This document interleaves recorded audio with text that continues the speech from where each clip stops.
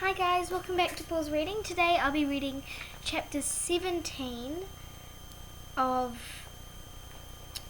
Tom Gates Extra Special Treats Not by Liz Pitchin.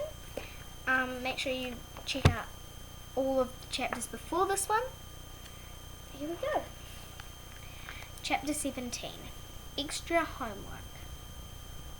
I'm forced to wear Granny's mittens again, as it's still a bit chilly.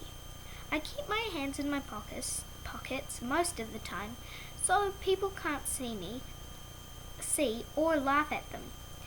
I'm with Derek in the school playground waiting to go inside when Norman comes over. We're all chatting about the band and how dog zombies need to do more practicing and play some gigs. We've been saying that for ages, Derek says, which is true. But this time we really have to do it, I tell them. Derek reminds us that the school open day is coming up. If Mr. Keene asks to play at the open day for the new parents, we should say yes.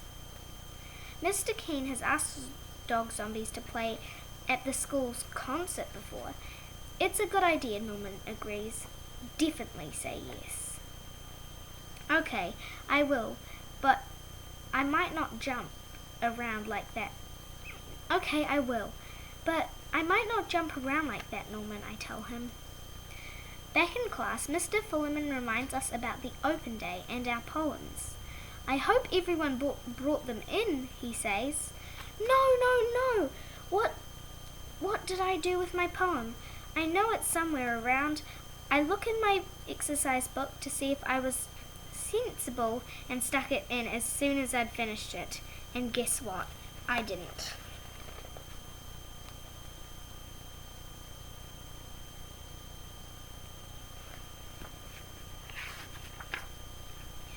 I'm sure it's on a piece of paper somewhere, Mr. Fullerman says.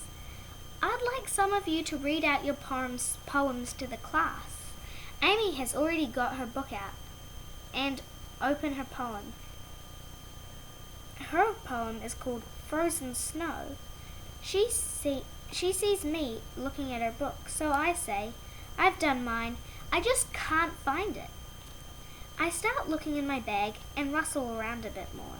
Eventually, I find it in my history book. Whoop whoop, I have my homework. Phew. Yes, it's written on a very wrinkled up piece of paper, but at least I have it. Mr. Fullerman sees me wafting it around and asks, Is that another scrunched up bit of homework, Tom? So I say, Yes, Mr. Fullerman, but I did work really hard, and it wasn't easy writing a whole poem about the old. Mr. Fullerman looks a bit puzzled. Marcus is chuckling to himself, so I ask him, What's so funny?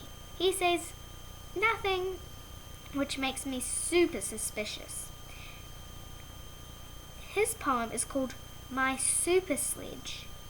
I ask him, What's that got to do with the old? Which makes Marcus laugh a bit more. Then he says, Nothing, because you were supposed to write a poem about the cold, not the old. Bad luck, Tom.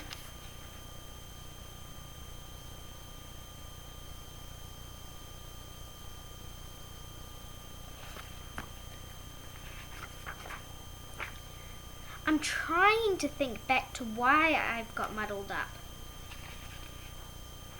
Okay, just remembered. You told me to write about the old, didn't you, Marcus? I remind him. Marcus shrugs his shoulders at me. I don't remember. He's so annoying.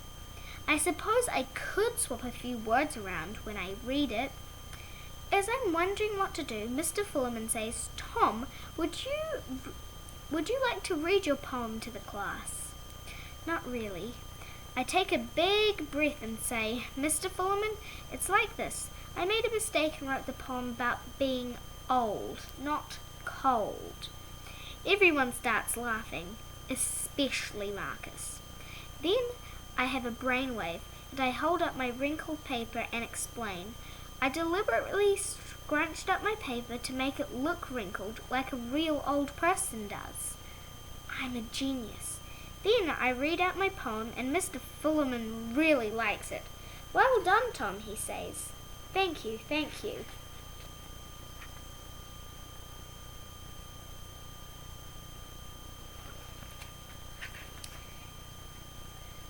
I'll stick my poem in the book later. Here's some space for Mr. Fullerman to write something nice and give me lots of merits. Fingers crossed. This is what he wrote.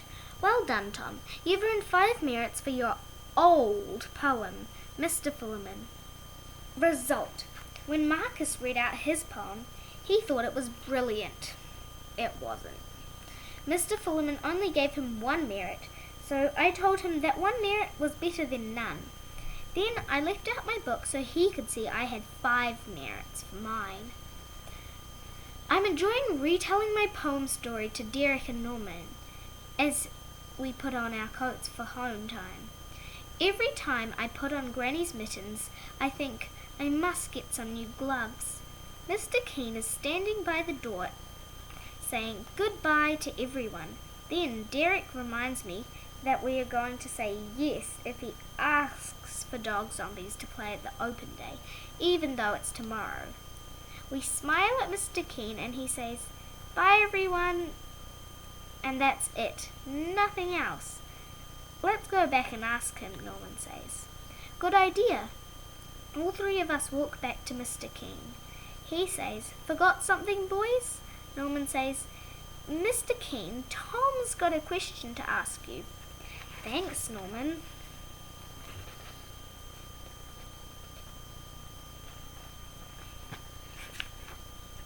Well, sir, can our band Dog Zombies play at the school open day tomorrow? Mr. Keene says, "That's a great idea," which gets our hopes up. Then he tells us, "But I've already got Mr. Sprocket's orchestra playing. You can play next year, I promise." Oh well, we tried. We'd be so much better than Mr. Sprocket's orchestra, Derek says as we walk home. They'll put kids off coming to our school, I tell them. Dog Zombies rock, Norman says. Before heading off home in the other direction, Derek and I agree to concentrate on learning a few more songs too. Dog Zombies would rock more if we practiced, I tell Derek before going into my house.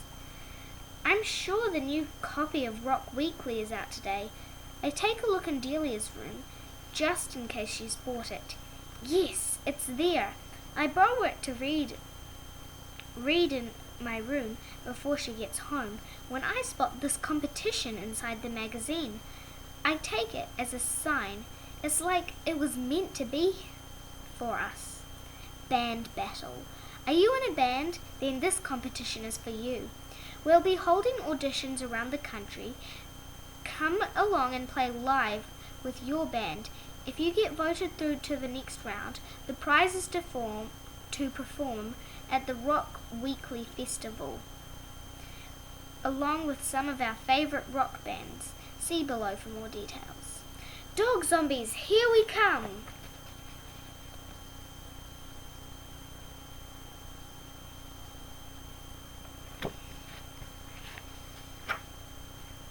And that's the end of chapter 17. I hope you really like that. We'll see you next time on Paul's Reading.